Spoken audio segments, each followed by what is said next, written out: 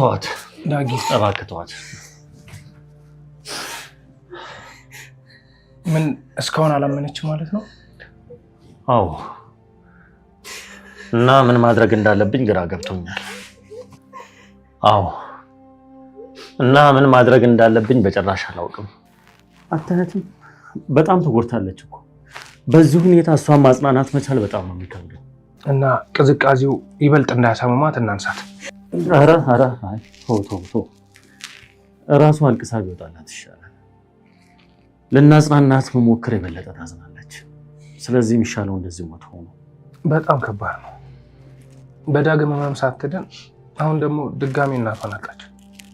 እናትና ልጅ ሁለቱም መልካም ናቸው።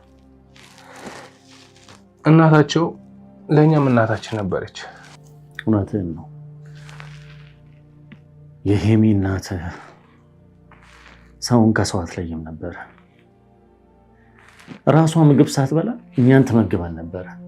እኔ ግን ያልገባኝ ቆይ ምን አጋጥሟቸው ነው? ቀን እኮ አብረው ውለው ተጫውተው ማታ ሲመሽ ወደ ቤት አብረው ሲሄዱ አይቻቸው ነበር።